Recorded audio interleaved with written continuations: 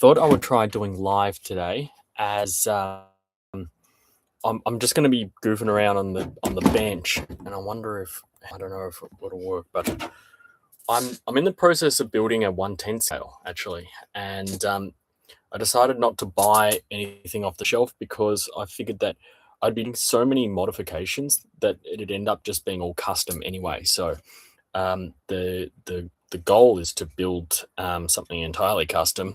So I'm going custom right off the bat.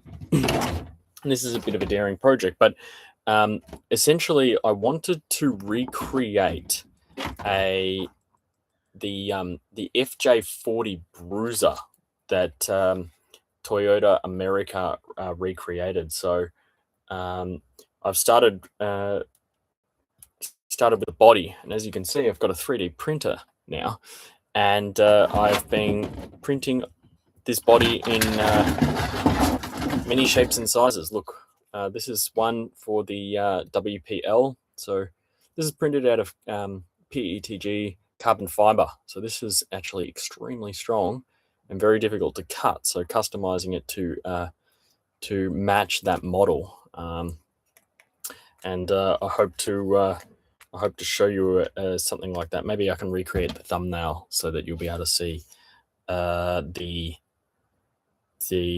car that I'm trying to make. Anyway, so the point is today is I'm going to try and finish preparing this model, which is I've glued one part together so far, and that is to go on here somewhat like this. Okay, and then there is a rear part to put on that, and then cutting it and sanding it or whatever to get it to actually sit on here. And I'm going to do that before I build the truck, because that will help me understand whether or not I'm going to have success.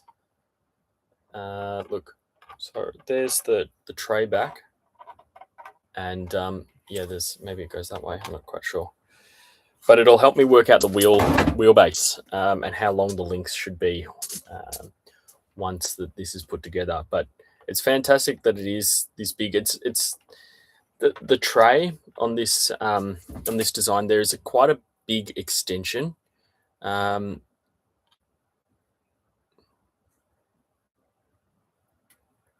There's some error going on here. I've not seen one more ingestion is using the primary URL. Send one stream to the primary URL.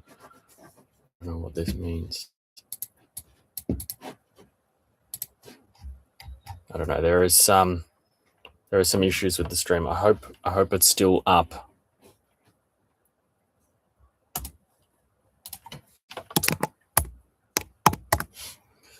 Okay, so hopefully people can watch this. Otherwise, anyway, it is just a test, so it's just me figuring out if live is going to be something that this channel is going to do. So anyway, this I'm just going to be playing around with this to see if this mock-up will work and whatever. And so far, that's what it's looking like. I'm not sure if it's too big.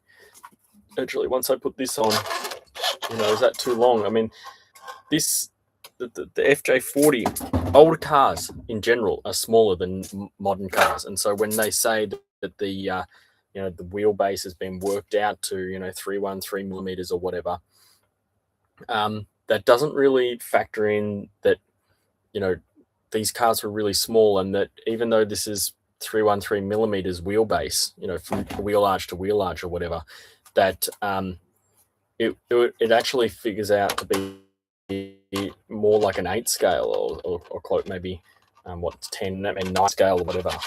Because if you have a look at that where it's sitting now, that's way past the end of the chassis. So that might need to be scaled and printed again.